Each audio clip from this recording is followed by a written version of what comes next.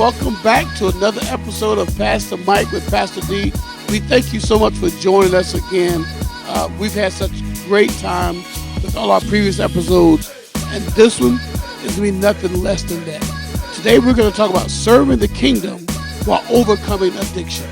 Yes, serving the kingdom while still overcoming addictions. It's so exciting to be able to talk about this today. Hey, look, before we get started, please like, share, subscribe on all of our social media platforms. So today, I want to pass the mic to a couple guests that I have today.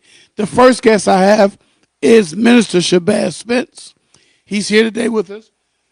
And then I have another guest, my good friend, my dear brother, Mr. Woody Spence. And they're going to share a little bit about who they are, and then we're going to jump right into it with both feet. Real quick, Shabazz, tell us who you are. My name is Shabazz Spence. I'm 30 years old, 31 years old, so I just turned 31 a few months ago. I'm a husband, I'm a father, I'm a hardworking man, and I serve at one of the greatest churches in the city of Elizabeth City. Thank you so much, man. Pop, My name is Sherwood Spence, and I am 67 years old, retired, whew, and have a family. I have two boys, one girl, and a loving wife, and I enjoy being with you, Pastor. And this church has brought a lot out of me, yeah, and it continues to help me to grow. yeah, Really do. good. Yeah, so we got a lot going on today, y'all. It's going to be a really good episode. My prayer today is that this episode really does change somebody's life. So I'm praying that something that you all going to say, a testimony, a story, is really going to change somebody. So the first question I have for y'all is, either one of you can answer. So this is about overcoming addiction. That's the basis of it. And still being in the kingdom of God, right? So real quick, either one of you, what was your addiction and how long were you addicted? Don't fight. Don't fight. Well, alcohol, drugs, and women. Okay. Those were my addiction, and it was from 1975 to 1990. I've been clean so far, drug-free, for 33 years. Wow. That's a blessing. Yes. Now, saying that, I see that's emotional. You just saying that, I can see the amount of emotions that it brings up for you. Why is that so emotional for you? First of all, it's emotional because I didn't realize how much pain and hurt that I put towards my family. Wow. The pain and hurt wasn't bothering me, but it bothered me that I realized later on it was my family that I was hurting, Wow. my wife and kids. Wow. And sometimes I still struggle with that. Now, did they share with you, your wife and kids? Did they really share with you the amount of pain they were going through, or no? Or did they share it and you just ignored it or didn't hear it? My wife did, my son didn't, but I found out later that it was bothering him. And the thing was that I really had to sit him down because my son, my oldest son, he thought that his mother was causing me to have this problem, Oh, wow. which was really the opposite. And I really explained to him it was all me. Wow. And I just thank God that she stayed with me through all that. It's a lot. Yeah, Mama Claire, good people. She's good. And I thank her for staying with you as well. Because if that wasn't the case, I probably would have never met you. Correct. Yeah. So Mama Claire, if you're watching, thank you so much for not leaving him. Thank you for staying on him. Thank you for pushing him. Because he's changed my life. So yeah. So now, Minister Trey or Shabazz. My addiction was pornography and also women. I probably started watching pornography when I was about 10 years old, and I just stopped 3 years ago, I would say. And I'm very proud to be 3 years clean from pornography and sleeping with women. I was so tired and so bound to that thing, and it appears that I had no way out. And I'm just grateful to God that He brought me out. And more importantly, I realized that throughout that whole process and throughout that whole journey of me dealing with the addictions, dealing with the pornography, dealing with the sleeping with women, I can look back now and notice that God was still with me every single step of the way. Yeah. Wow. And Brittany, if you're watching, Brittany is Shabazz's wife. Thank you so much for sticking with him as well. Because without you, he wouldn't be one of our ministers here at the church and wouldn't be as strong of a man of God that he is. So thank you so much for sticking by his side, supporting him, pushing him forward. Man, I wish some of them were here because I got some questions for them too. Man, I got questions for them because I'm like, what kept you there? What caused you not to leave? Now, did your wife share with you why she didn't leave? She didn't share, but I know the reason, but she didn't necessarily say it out of her mouth. We basically both of us know the reason, and the reason was we knew that was God's will. Throughout that whole process, when I was doing the things I was doing, God gave me multiple opportunities. Hey, I need you to tell your wife what's going on with you. Tell your wife what you're struggling with. And I told God, God can't tell her that she's gonna leave me, this, that, and the third. And God told me, listen, I'm gonna make sure y'all good. But in order for you to get to that next level, in order for y'all to get to that next level, I need you to come clean with her. It's so crazy because God gave me, like I said, multiple opportunities. So one night I never forget, we on the couch watching TV, watching a preacher on TV, Michael Todd, Tulsa, Oklahoma. I never met him. He don't know me. We don't know him personally. White Brittany sitting right beside me. We were looking at him on TV, and he looked straight in the camera. He says, "I don't know who I'm talking to, but God is telling the husband right now, tell your wife what you're dealing with. Come clean with your wife for the things you're struggling with." And he was talking directly to me, I felt like, and that was just another sign that I knew I had to tell her, but I still disobeyed God, of course. But to answer your question, we knew it was God's will for us to be together. So Wow, wow. And Pop, how about you? Did she ever share with you why she stayed?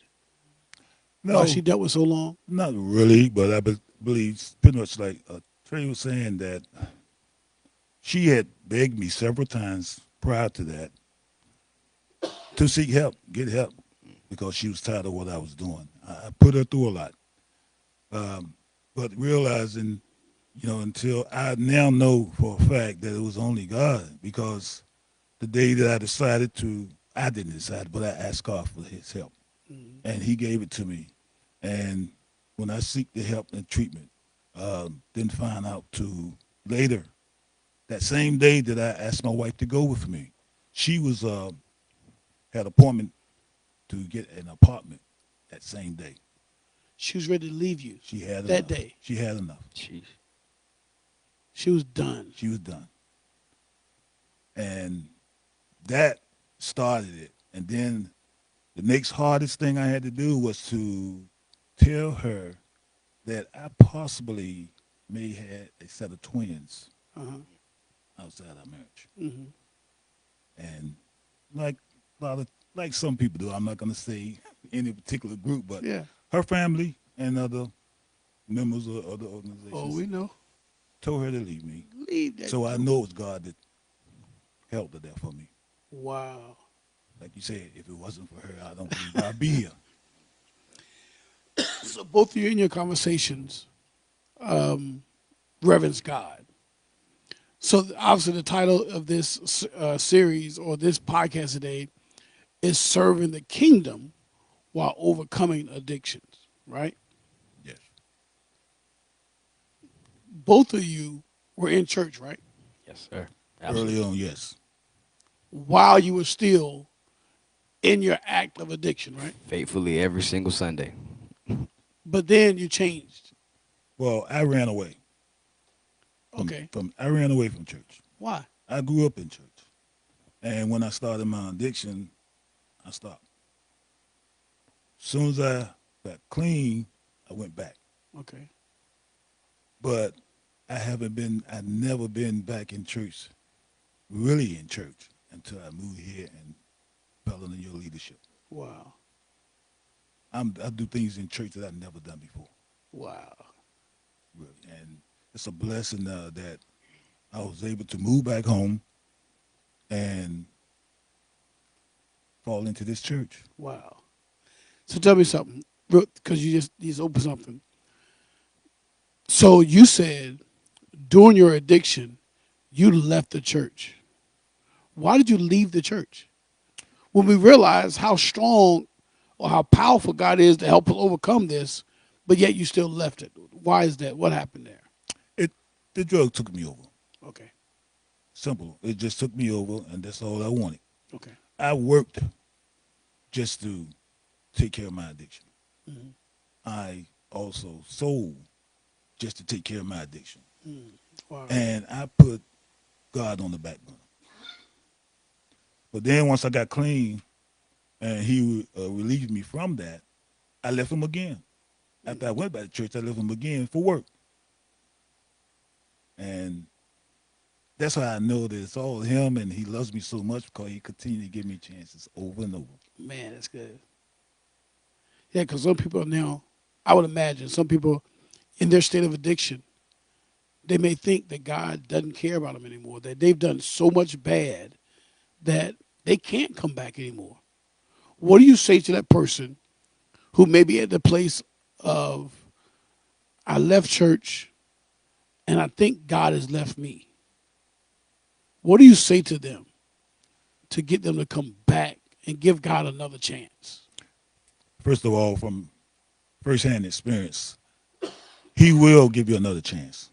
But you're going to need people in your life to also help you to make that next move and to support you.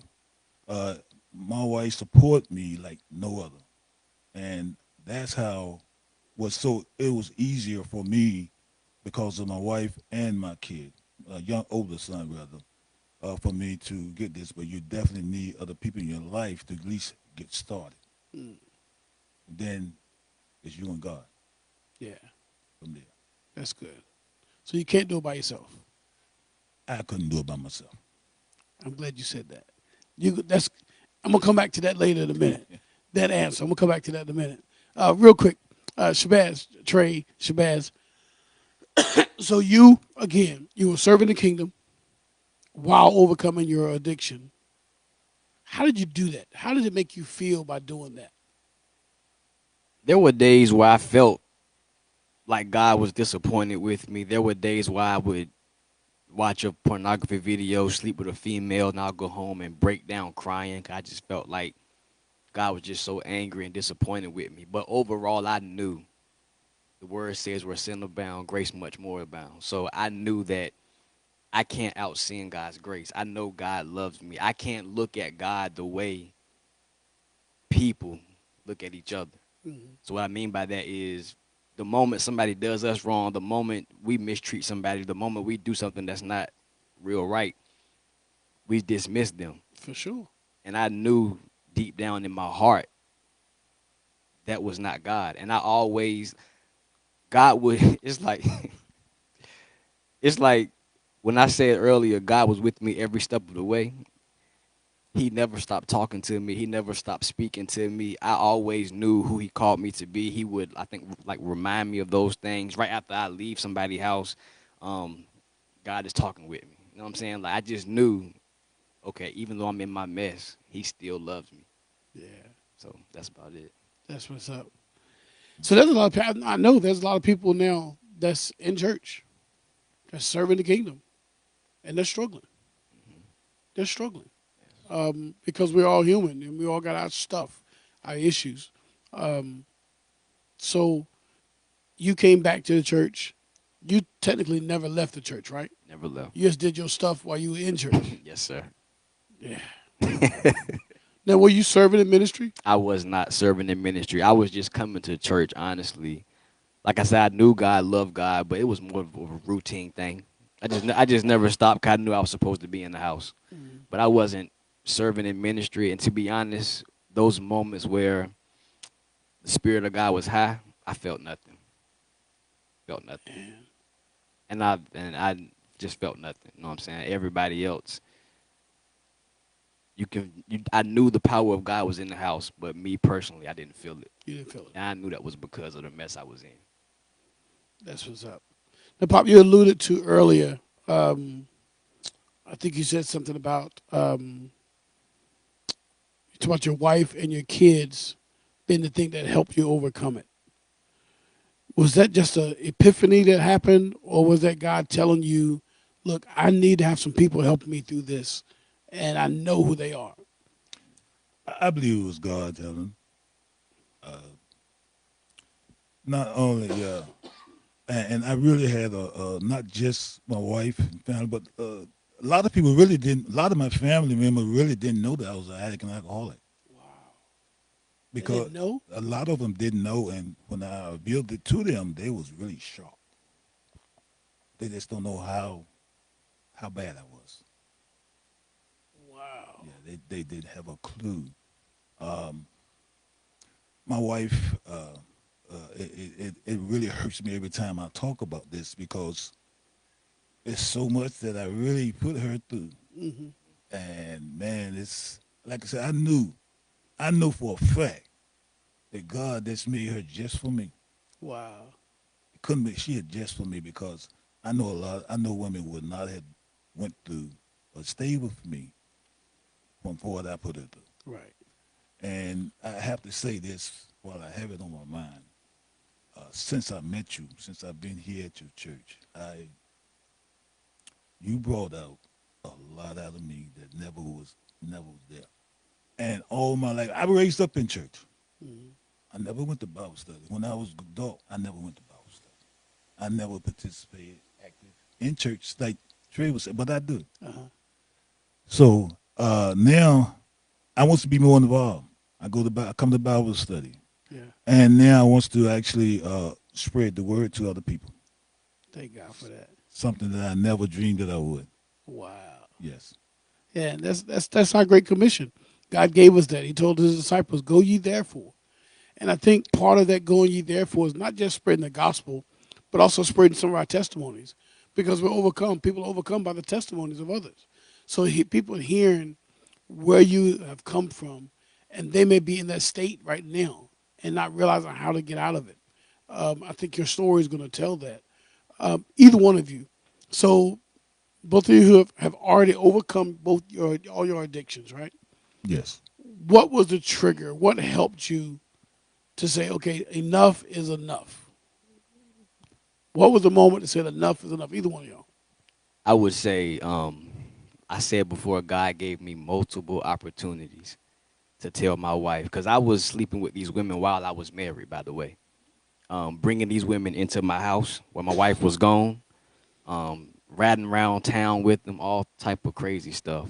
God always, like I said, hey, tell your wife what's going on. I disobeyed God. So I believe God loved me enough to say, okay, since you're not going to tell her, I'm going to reveal it to her. So one day I'm at work, and I get a call from my uncle.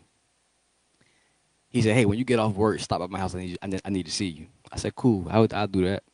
Get off work, my dad's in the parking lot. I'm like, what's wrong? What's going on? He's shaking his head. Just come with me. So I follow him to my mom's house. Get to my mom's house to find out that my wife found out I cheated on her with one of the females. So at that moment, I knew, okay, I'm already out here. So she knows I cheated with this one female. So I just might as well come clean with all the others. Came clean with all the others, and I believe that was my breaking point. And by the way, when I left my mom's house and got home, yeah, I know I said earlier that God kept us together. But when I got home that day, house was totally empty. She done She'd empty the house out. packed everything up, gone. Her and her friend. I fell out in the hallway crying like a baby. So that was definitely my trigger. And even after that, that moment, I never cheated again. But I started to go back to the pornography piece, and I got sick after that. And after that moment of me getting sick, I knew that was God's way of getting my attention. Like, hey, if you don't tighten up, like almost like, hey, I'm gonna take my hand off you type of thing. But it's several things that triggered me. But one of the main things that triggered me was You, we was at the altar one day and you called us to the altar.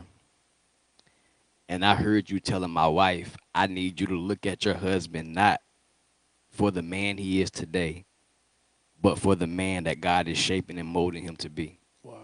And I don't know why that blessed me so much, but it did. It's just, like I said, I knew that God had grace, but hearing it from somebody else Yeah. was just mind blowing to me. So at that moment, I just made a decision like, hey, enough is enough. Wow. Yes. So I believe that all my heart, man. I believe that all my heart about God has called every single one of us to be something major in the community. I'm not talking about just a regular person. I believe He's called every one of us to be something major in the kingdom. And I just think we just got to realize that. You know what I mean? We got to see it. And we all have our struggles. Yours may have been pornography and women. Somebody else is alcohol and drugs. Somebody else could be pride. But we all have our addictions. Um, but we got to know when we can hear God and when to say enough is enough. I have to make a decision to serve God to the best of my ability, and I will come against and I will denounce every trick of the enemy that's causing me not to achieve what God has called me to do in the kingdom. So yeah. And that's the main thing, what you just said right there, making the decision. So what Satan does is he will try to, like he did me, manipulate us so much mentally to think that it's impossible for us to overcome it because we've been doing it for so long. Yeah. When in actuality, it's just a choice. Yep. It's a choice we made. Everything that I did was a choice. I chose to do it. Nobody had a gun to my head making me do it. I did it because that's what I decided and that's what I wanted to do. Yep. And I think we got to just get to the place. I'm not trying to make it seem like it's simple because I know it's tough and it's hard. But at the end of the day, it's just a choice we make. Yeah. Choice to do it and Choice a to not choice do it. not to. Yeah. That's why I value the word now when people say, I made a mistake. No, I didn't. Yeah. It wasn't no mistake. Yeah. A You know what you're doing. yeah, a mistake is when you slip and fall. You don't. I didn't slip and fall in nobody's bedroom. Right. I chose to do that. Yeah. That's real. I think somebody needs to hear that because they've been lying to themselves all along. And until they be honest with themselves is when the deliverance actually happens. Absolutely. So Pop, so what was your defining moment that says, okay, enough is enough?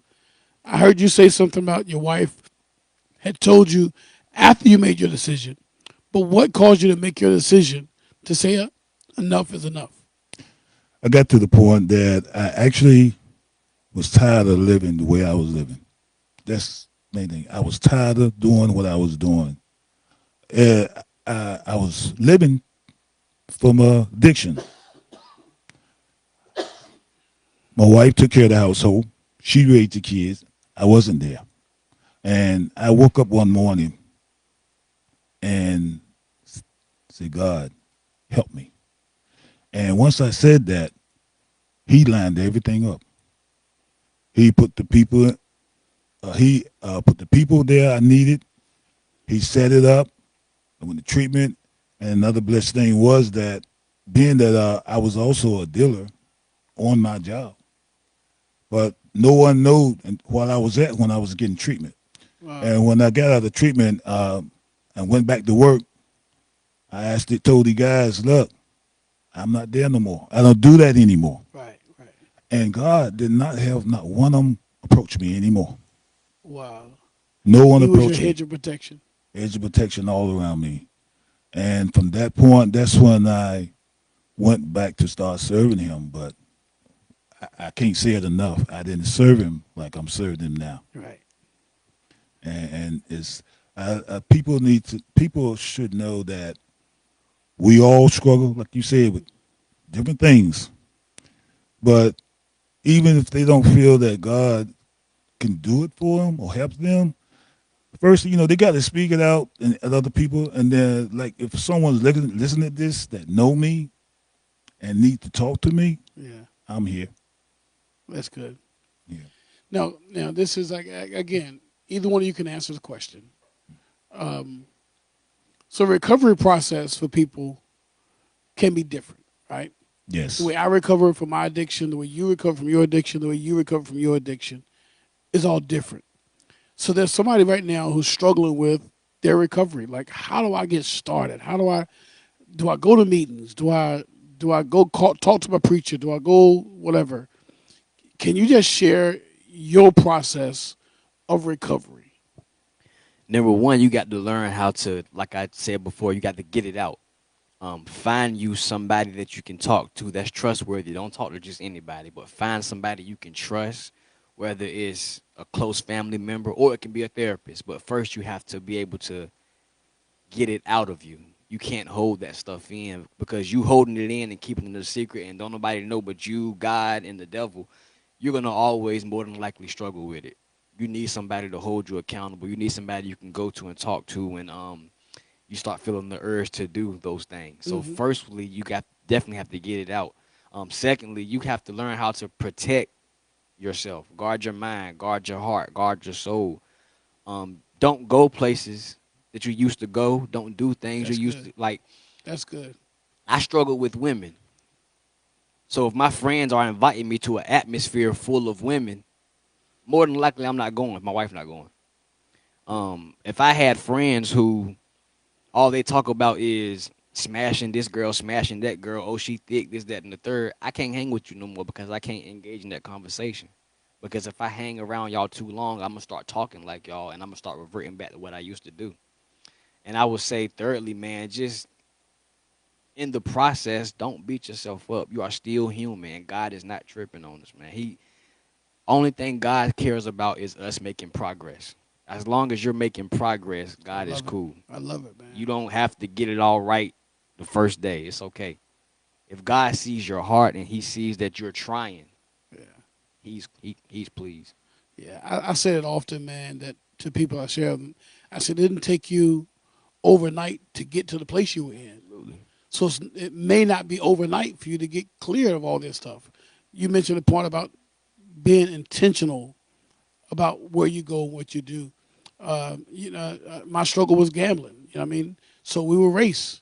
And if anybody talked any trash to me, it's on. You know what I mean? So what I tell people what I did was I stopped going around racing until I knew I was strong enough. Because I tell people often, you can lie to everybody else, Hmm. but there's two people you can't lie to: yourself Yeah. and God. That's the two you cannot lie to because those two know the truth. So I just knew I couldn't go around it until I was strong enough to be able to go around. Now I can go around, let somebody talk trash to me. I talk trash back now, Yeah. but I ain't got to gamble no more. I ain't got to bet on the races Yeah. anymore. So yeah, that was good stuff. So Pop, for you, what's your piece that you use to help you overcome your addiction? Well, one of the things that was brought to me was that I had to change the people, places, like I said, and things. So same stuff. Same thing, pretty much as like Trey was saying. I have to change all that, and I did. And you speaking of, now, you like you say, once you get to a point that you know you can do certain things again. For instance, Wednesday night, my wife and I went to Applebee's, Uh-huh.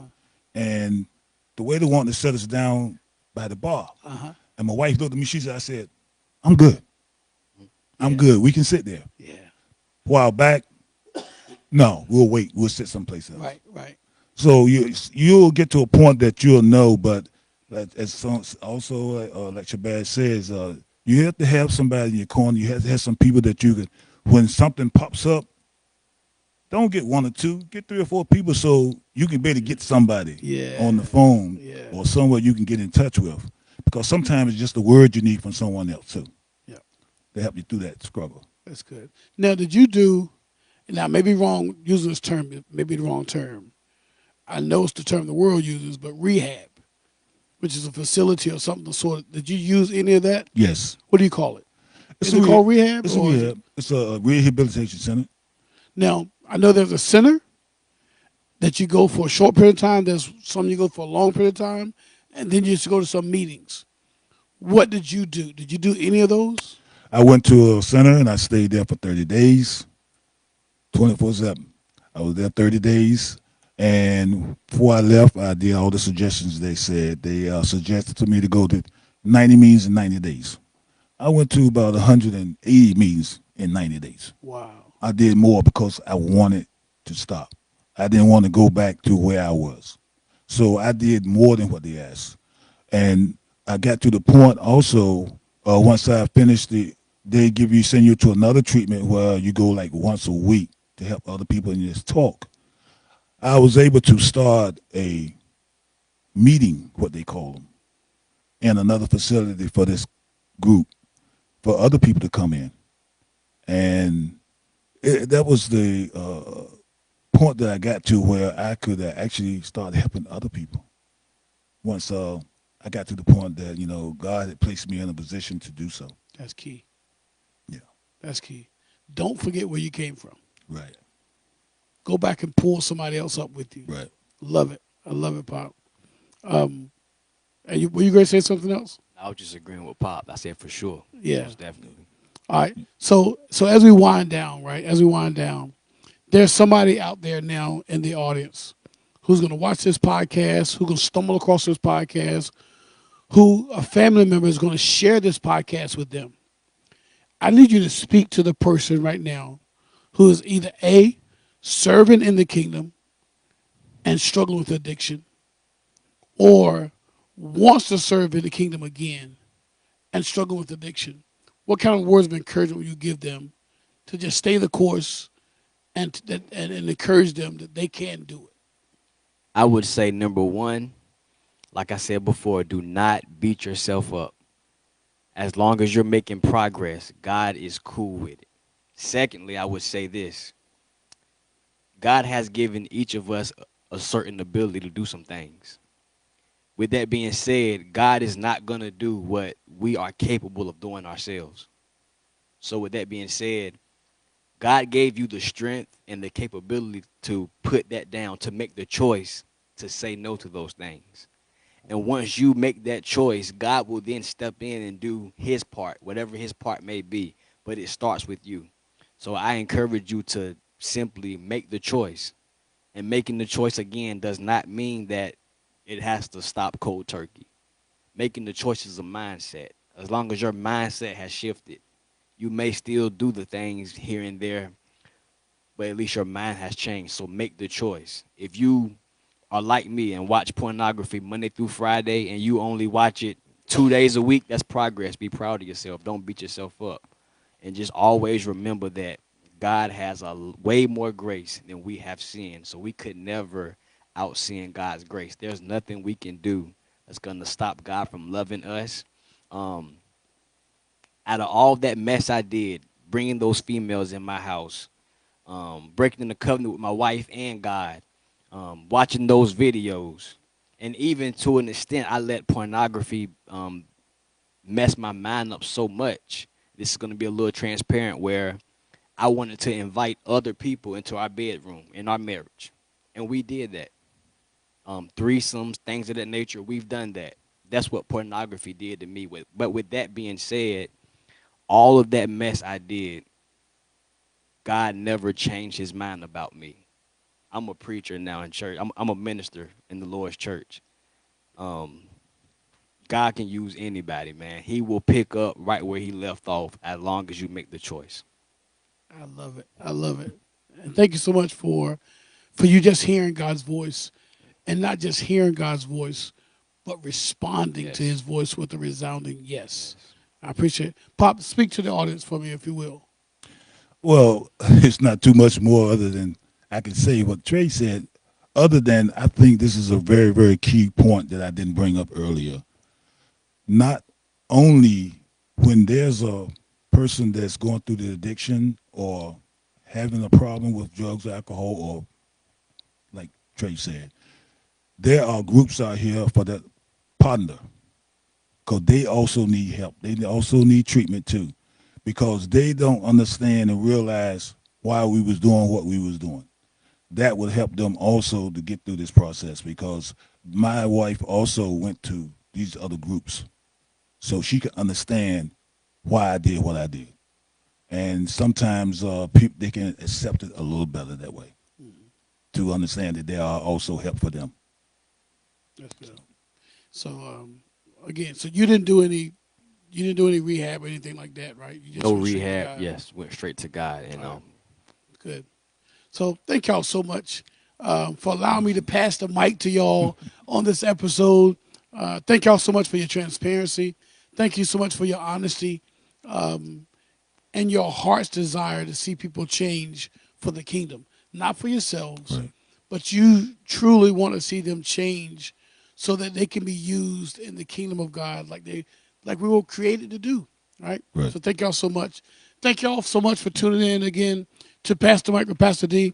Just want to remind you, greater is he that is in you than he that is in the world. So all the addictions, all the struggles, all the strongholds that you're facing in the world, God himself is stronger than all of that. He has the ability to go into the strong man's house, bind him up, and take control of his house. Nobody else has the authority or the ability to do that.